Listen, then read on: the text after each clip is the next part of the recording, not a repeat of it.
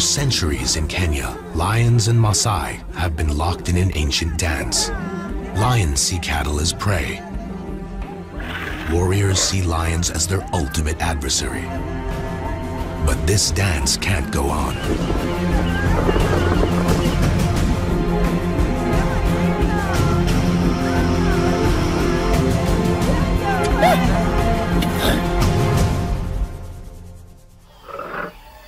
Lion, one of Africa's most iconic big cats, admired, feared, and loved worldwide.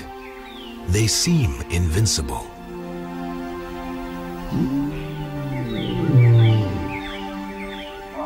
But wild lions are in trouble.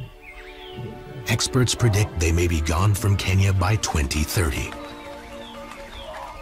50 years ago, Kenya had 30,000 lions. Today, there are less than 2,000. Every year, 100 more lions disappear, but nowhere are they vanishing faster than in the land of the Maasai. Elikin and Selenke are Maasai land lions. They're both well-known cattle killers and like outlaws on the most wanted list of the Maasai. They're lucky to be alive. Their sister was speared a month ago. Elikin and Selenke are collared research lions, part of a group being studied by scientists trying to find ways to protect them. They live on the Maasai group ranch called Imberikani, just north of Mount Kilimanjaro.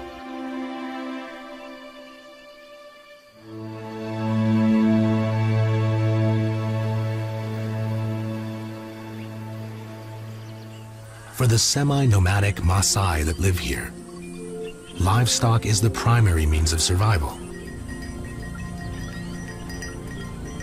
They live inside thorn-fenced enclosures called bomas, designed to keep predators out.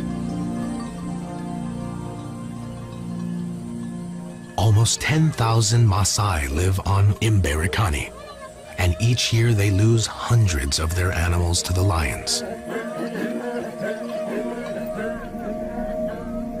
Kenya just suffered its worst drought in 2 decades.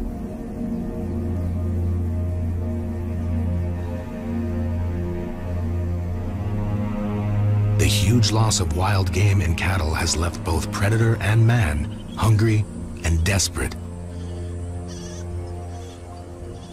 26-year-old Joseph Katoke is a Maasai warrior, but he's also a conservationist. Most of the warriors hate lions. I myself, I love them very much. Joseph works as a Imberikani group ranch game scout, and when he's not taking care of his cattle, he spends his days protecting wildlife.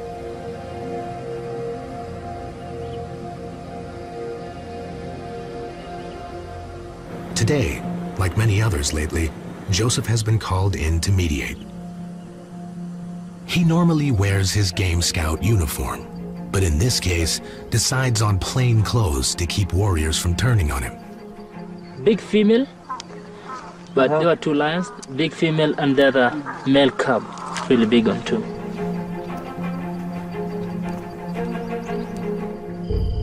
The lions broke into the boma last night.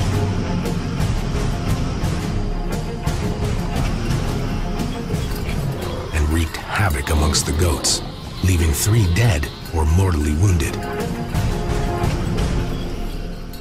So you can see some marks here. Is a fight between the first goat and the lion. So you can see how they were fighting, trying to take the goat down. The warriors woke to the cries of their terrified animals and chased the lions away.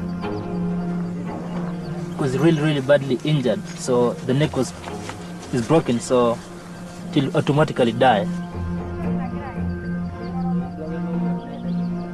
In the last month on Imberikani, warriors speared 2 lionesses for similar attacks. They're ready to hunt again.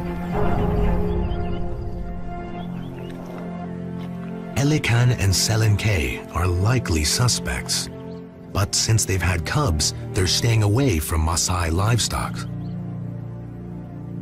Tummies are empty, Are the sisters back at cattle killing again? Joseph appeals to the owner of the boma, reminding him killing the lions is a permanent loss to the Maasai. And if his warriors don't seek revenge, he will be reimbursed. The Predator Compensation Fund gives partial reimbursement as long as the Maasai don't kill the lions. The owner agrees for now, but they're saying that this night, if they decide, if the lions come back, we are going to kill them. Joseph is caught in the middle. He must relate to his fellow warriors, while at the same time keep the few lions left alive.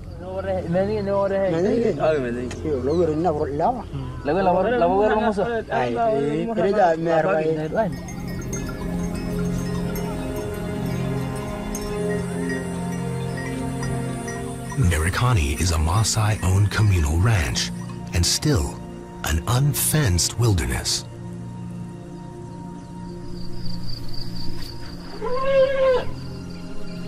The Maasai traditionally don't hunt for meat or eat wild game.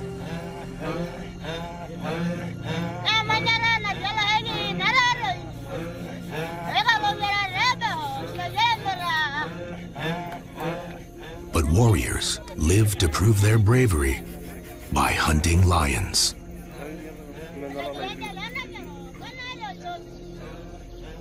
Lion hunting is an exact art. They must prepare themselves emotionally and physically. The warrior who spears the lion first is admired for life and becomes famous for bravery. He's given a new name, a lion name. But only about 20 lions remain on Merikani.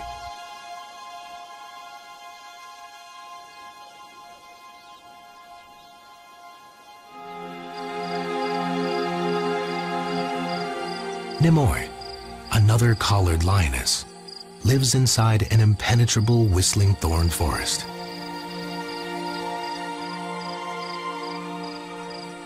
She isn't a known cattle killer, but she struggled to raise her 4-month-old cubs through the drought. She's already lost one, possibly by starvation.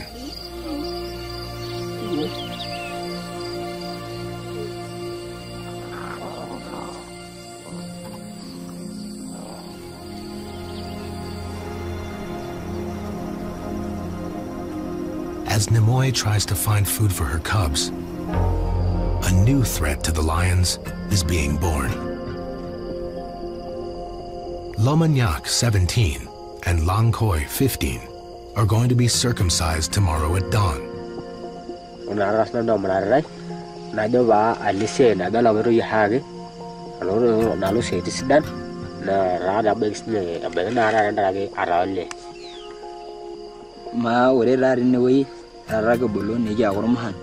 Na ore dora ra nene kununu ne nkinyala ro nkiyake kembare ni nyali te ni nyali ngwesi nkiyu amure ni nyala na ra ne akona ra ra mu nyala ne nkireng.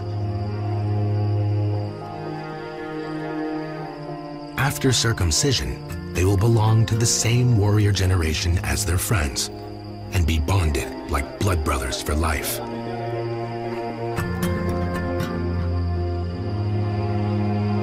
A new warrior generation is created about every 15 years. As the brothers mentally prepare for their ordeal, their mother shaves their heads.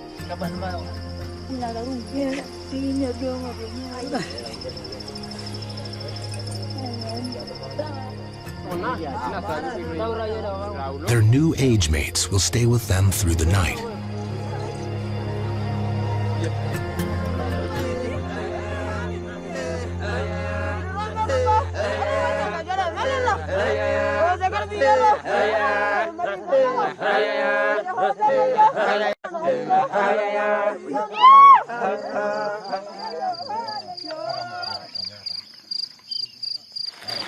How much do you? Yeah. How much do you back? Yeah.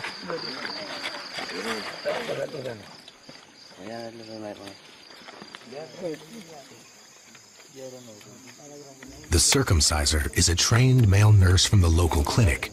He uses a sterilized scalpel to continue an ancient practice, until recently done with an old blade.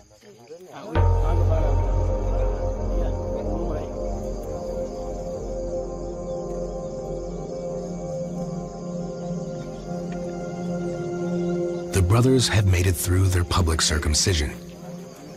They've passed the first test of warriorhood.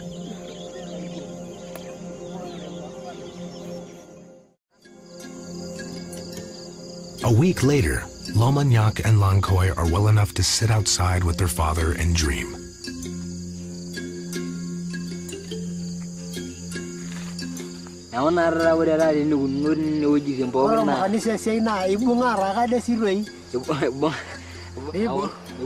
Following circumcision, new warriors wear traditional initiate black for 3 months and carry bows and arrows.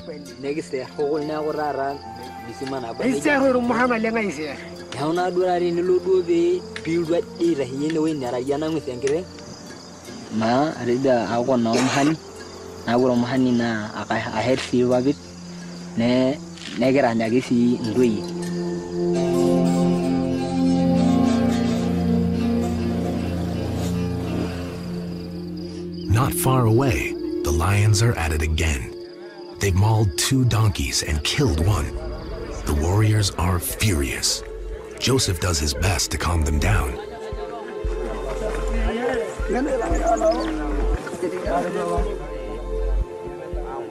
The research team has also arrived. Kylie McQualter works with Living with Lions, the scientists monitoring the collared lions. She's followed the tracks. And Elikin and Selenkei are not responsible. The lions that did this are 2 half-grown cubs.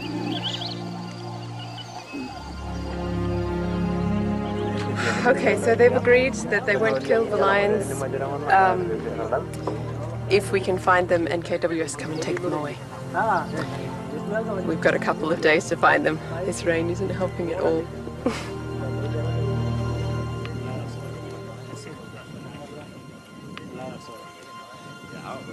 The 2 14-month-old cubs responsible for both Boma attacks are orphans. Their mother was speared 2 weeks ago. We are very suspicious they can be killed at any time. And already, we lost their mother just 2 weeks ago. And again, we might end up losing again the 2 cubs which has been left surviving alone. They are right now orphans. Joseph thinks the cubs will be hunted, and he's noticed that the main lion hunters are nowhere to be seen. Ask me in Turkey or somebody who can give us any information. He suggests to his commander that they quietly follow up on the missing warriors.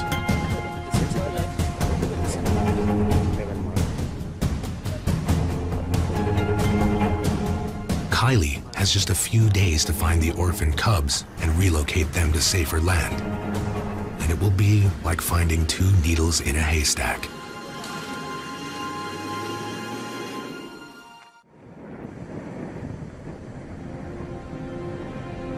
Living with Lions researcher Kylie McQualter has only a few days to rescue the orphaned lion cubs, or the warriors may hunt them.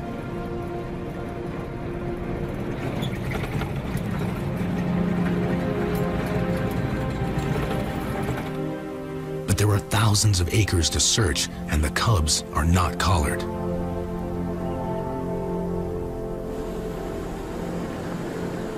Her fellow lion scientist Stephanie Dolrenry and her Maasai assistant are looking for Elikin and Selenkei.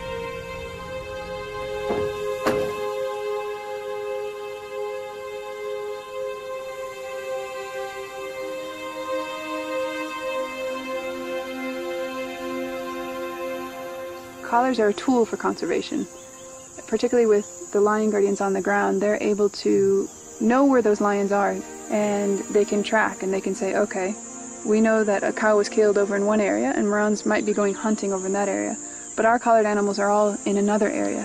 They should be safe. So it becomes a tool. It becomes a way of saving these lions.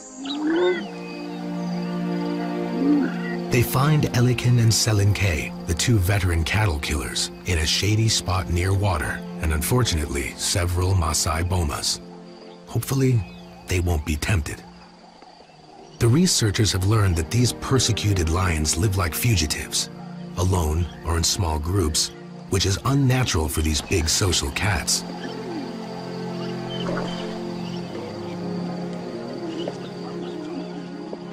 Lions usually live in prides, with an average of 10 or more animals in many places in Africa.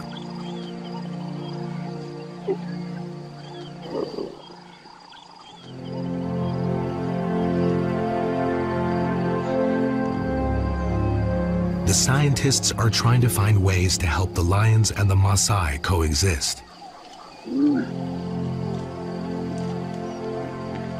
which may give these 4 cubs a fighting chance at survival.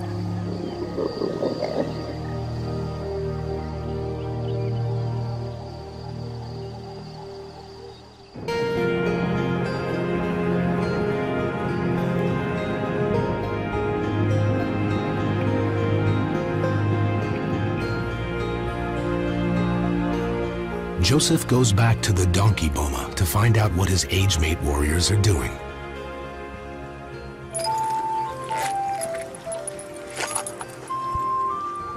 Hello. Eh.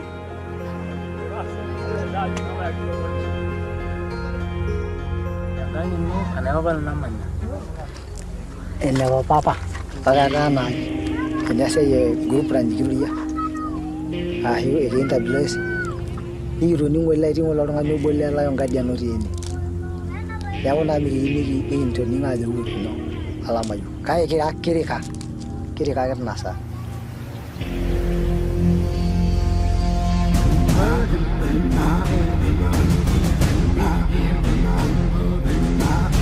So they had gone hunting.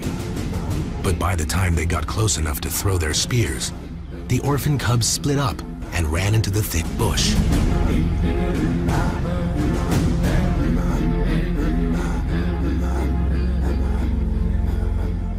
That's when they gave up.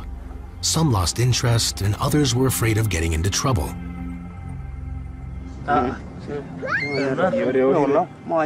But there's one warrior here Joseph is concerned about. Renowned lion hunter Sane Pune has killed 12 lions. He's also Joseph's childhood friend and warrior brother. Joseph reminds him that lion hunting is illegal and the importance of conservation.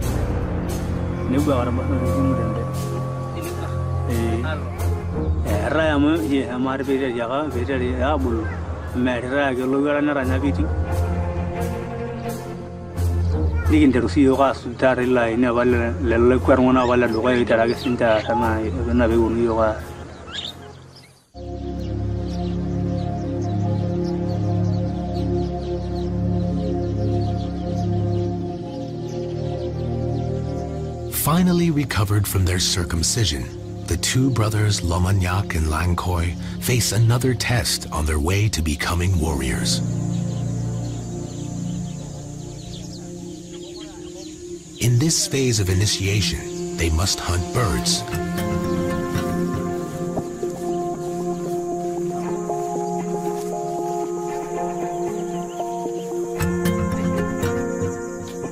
It's difficult to knock a bird out with a blunt handmade arrow.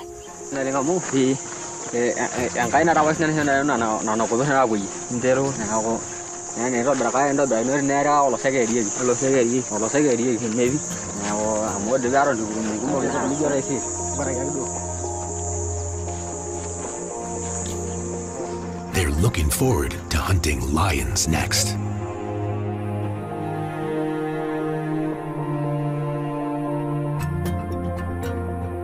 Meanwhile, on the other side of Mberikani, Tom Hill, the co-founder of the Predator Compensation Fund, is preparing to meet with local Maasai elders and chiefs. Business principles have a great deal to do with addressing actually other businessmen's problems. And the Maasai livestock owner is also a businessman. So let's talk about economics and let's solve the problems from an economic point of view. Tom was brought into the fight to save the lions by an old friend. Richard Bonham, a Kenyan, has lived on Mberekani for almost 3 decades.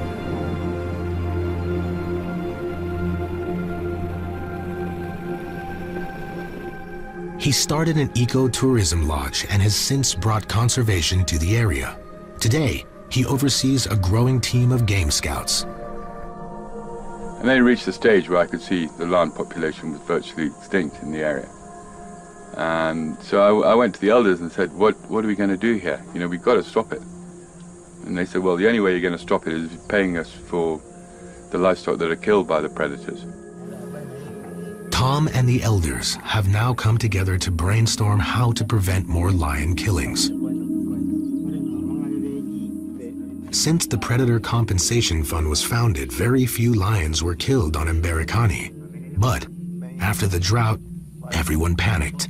And that's what I think the chief is about to tell us, his thought. 17 lions have been killed in the greater area surrounding Mberekani in the last 5 months. And him and the other guy said that, you know, the politics is going on, lions are being killed, but we are not going to stop talking to the initiates to stop lion killing. So we have to keep moving and make sure that we have to stop it. These elders in charge of training the new warriors are called Menyalaok, which means fathers of the warriors. They teach hunting and fighting skills, training warriors to protect their people's livestock. But things are now happening on Mberekani. For the first time, warrior traditions must change. They're setting up a series of training sessions for the new warriors. Lion hunting will no longer be tolerated.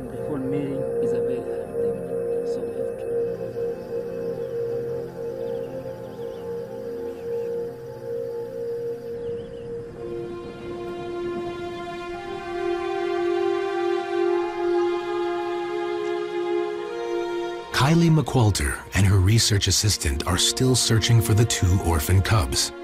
They only have 2 days left.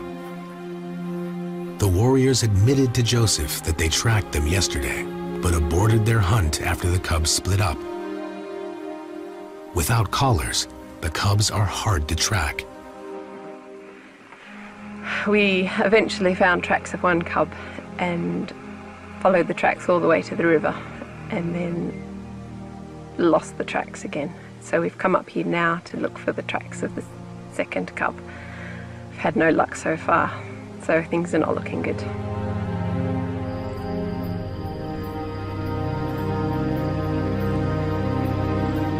The cubs will be hungry again soon. They may be too young to survive on their own and will probably break into another boma.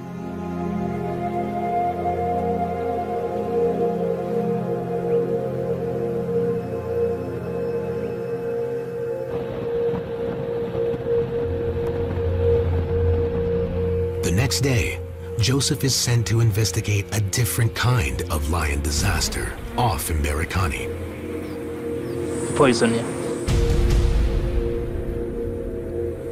And it's very, very, very bad poison. These lions attacked a boma 2 nights in a row and killed 2 cows. The owner of the boma, an elder, was asked by authorities not to retaliate, but he only had 3 cows remaining and panicked. I'm gonna say that we have lost the whole pride around here, so it's a very sad case.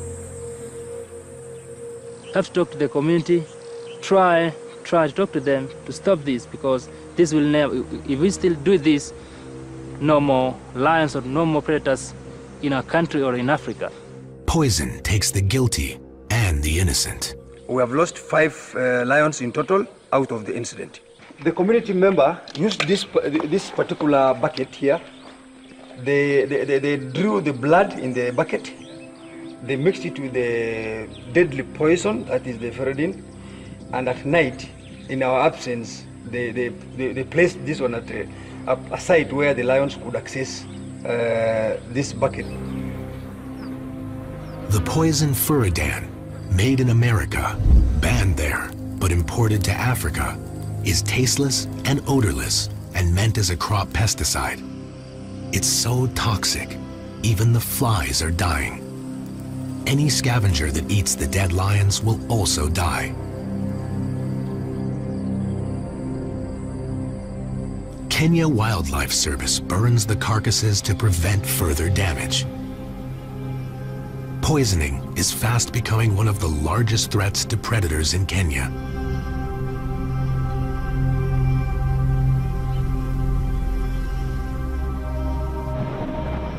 That night, Joseph is called into the Game Scout headquarters.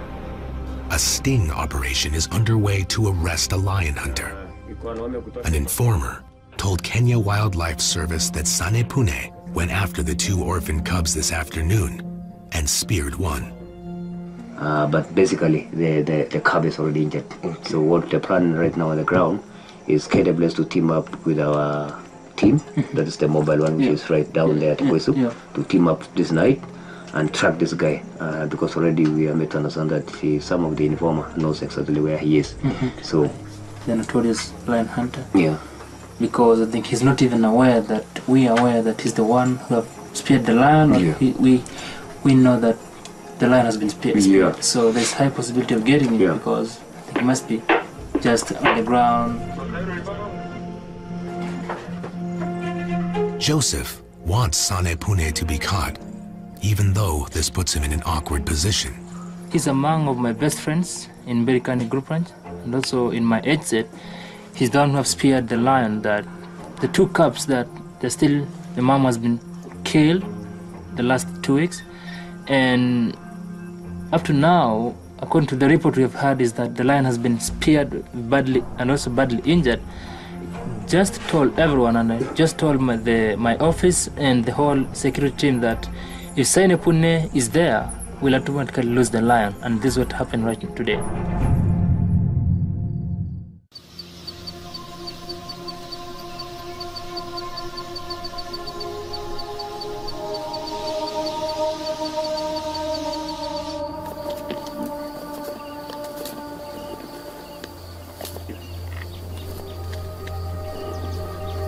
Nimoy has had some success.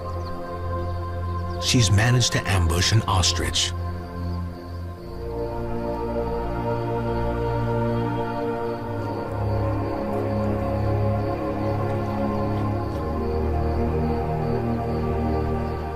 Ostrich are plentiful after the drought, but killing one on her own is an achievement. They're fast and agile and can deliver a surprising lethal front kick. Somewhere in Mberikani, the Kenya Wildlife Service are holding Sane Pune in custody. Nimoy is oblivious to the drama playing out on her behalf and on behalf of all lions in Maasai land. If her success continues, it may be the turning point for Nimoy and her 2 remaining cubs.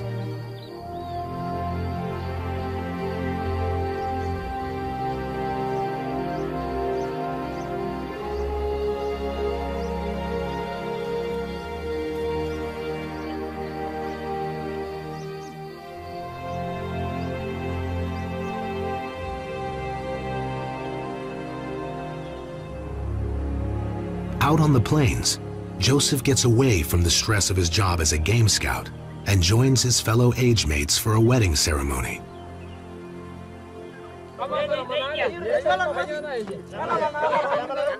Everyone knows that Sane Pune was arrested last night and that Joseph played a role in it. The Kenya Wildlife Service is questioning the lion hunter right now.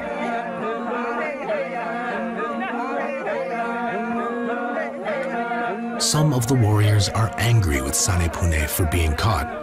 Others think Joseph is a traitor.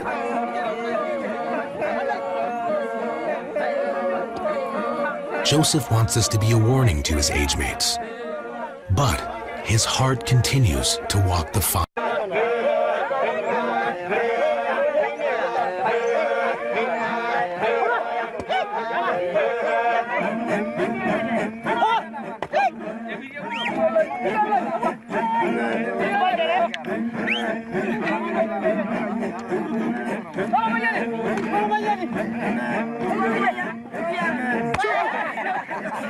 For more than 400 years, the Maasai have kept their culture intact. At its core is the lion-warrior love-hate relationship. Most songs and legends are about lions and warriors. If lion hunting goes from Maasai culture, what can replace it? And what else will go next? The next morning, in the whistling thorn forest, Nimoy watches the vultures come in, attracted to her ostrich kill.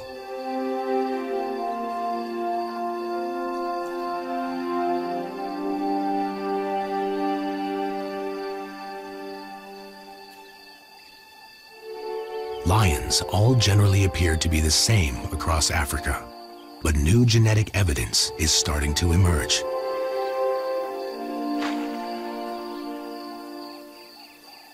Prides sampled in East, West, and South Africa all seem genetically distinct, and there is concern that lions from different areas probably don't interbreed.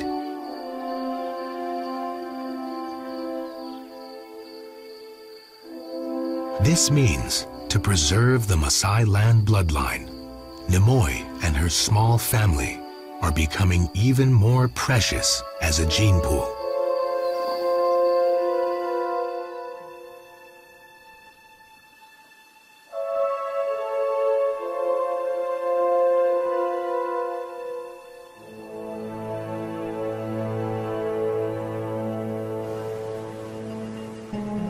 Lamanyak and Lankoi are on their way to the first initiate training meeting, usually held under a tree, but today in a donated community church. The Menya Layok, or Fathers of the Warriors, have arrived. Joseph is here to help.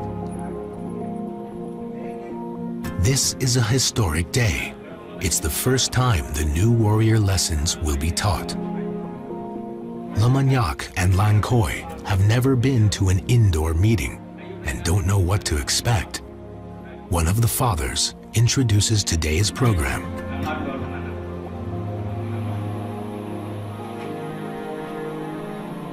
They're going to watch a training film in Ma language called We Don't Kill Lions Anymore. Lankoi has never seen a film before.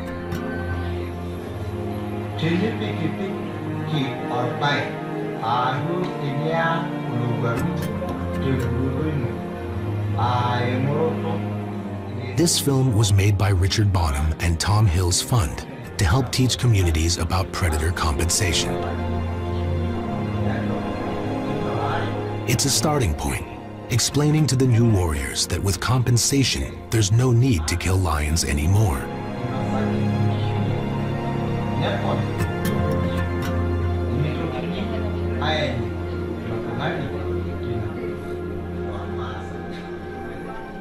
For two future warriors who dream of lion hunting, the message is loud and clear.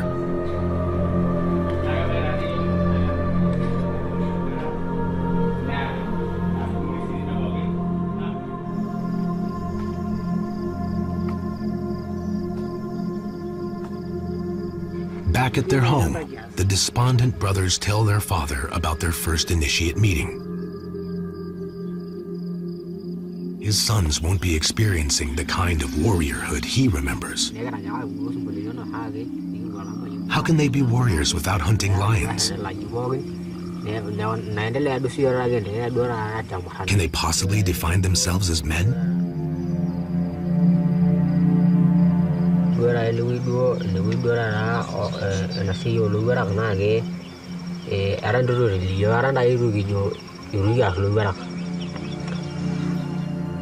There are still many more Menya Layok meetings to come.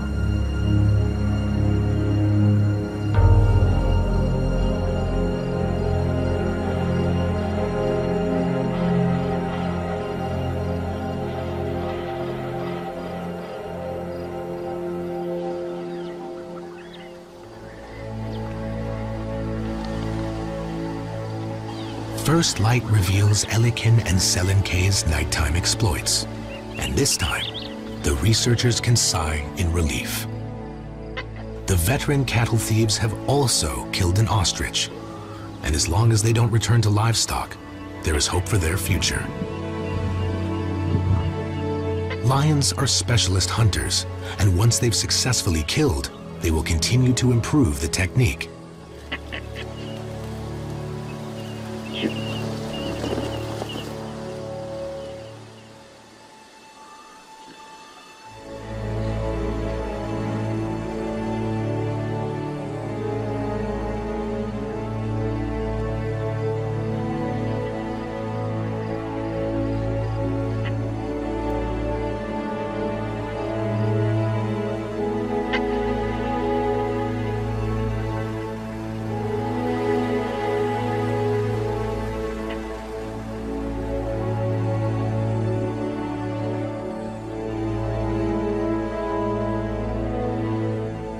Kenya's lions are more than iconic symbols that bring tourist dollars to help support the economy. As top predators, their role in the ecosystem is vital. If they go extinct, everything else suffers, from the environment to the economic sustainability of the land.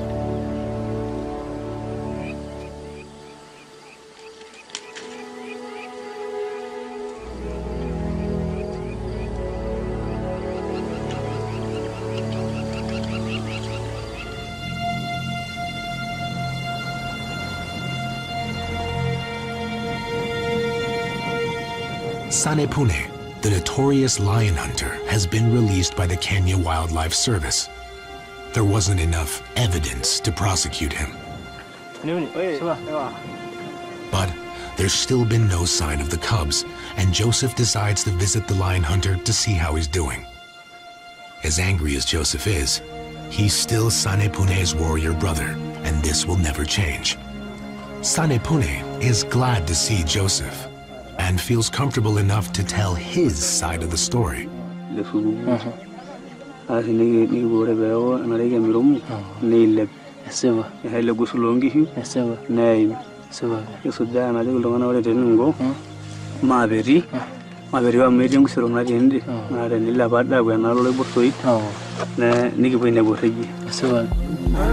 Sanepune started hunting and soon found fresh tracks of the cubs to follow.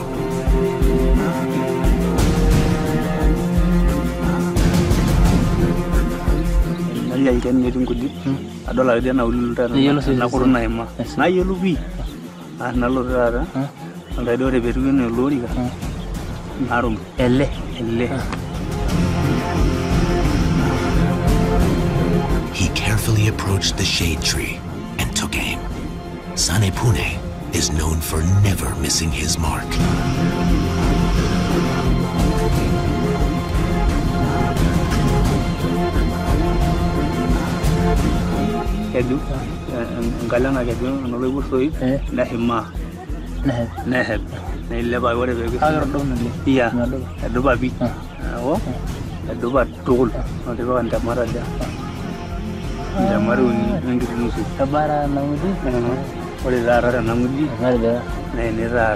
He says his spear went through the cub and hit earth. It had blood and mud on its tip. He followed the injured cub for a while and then decided to find some other warriors to help him. But no one would agree. That night, he was arrested.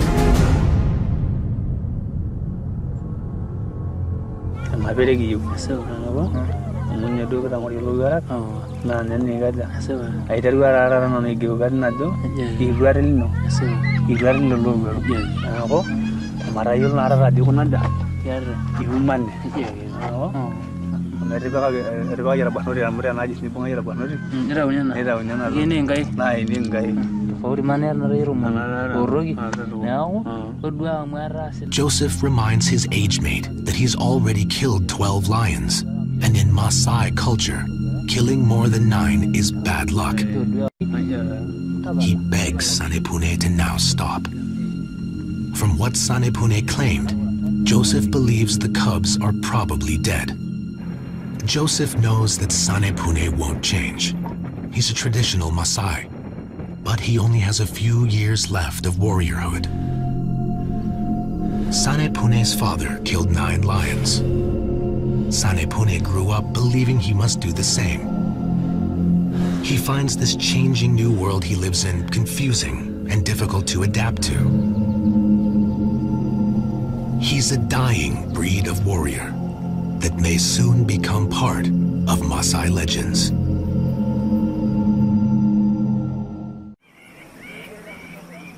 Several weeks have passed, and the next Menyalayok meeting is today.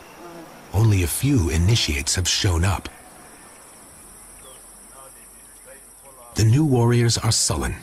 So far, they've been told what they can't do: kill lions anymore.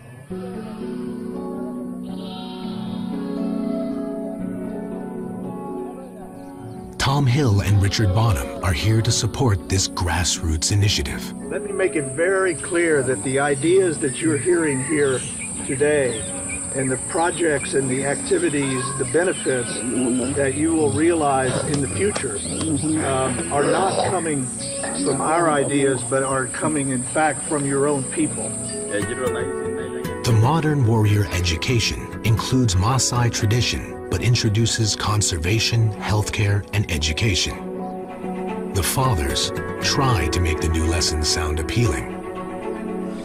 So when we talk of women, even if you kill how many lions and somebody has a degree and has a good job, you can't compete with him politically. But the main event today is sports, something that can replace lion hunting. The idea is to organize teams between warrior groups and have regular competitions. Winners are awarded status and prizes. Mamanyak takes his turn at spear throwing, a skill all warriors love, and comes in second. His frown turns into a smile.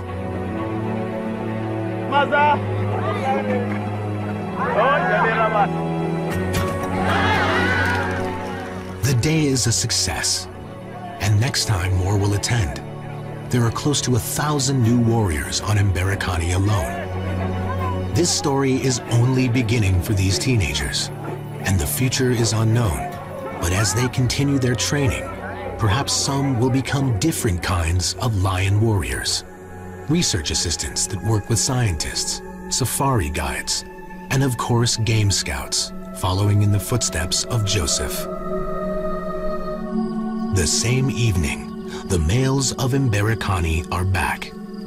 Both research lions are on patrol visiting their females. Shore and Manuele are among the few carriers of the Maasai land lion genetic profile, and as their great paws strut across these plains, they are the link to its survival. The 2 orphan cubs have reappeared. They survived Sanepune's spear and have not attacked more bomas. Somehow, they're learning to survive on their own. It's going to be up to the new warriors and the elders leading them to find the solutions. But for now, Lomanyak and Lankoi are just trying to cope with the new things they're learning. In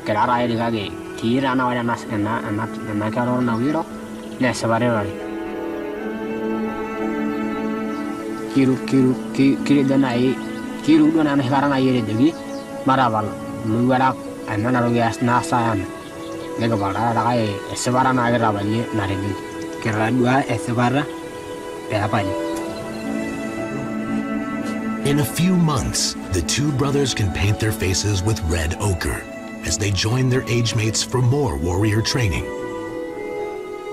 that will go on for the next few years as they become full-fledged Maasai warriors.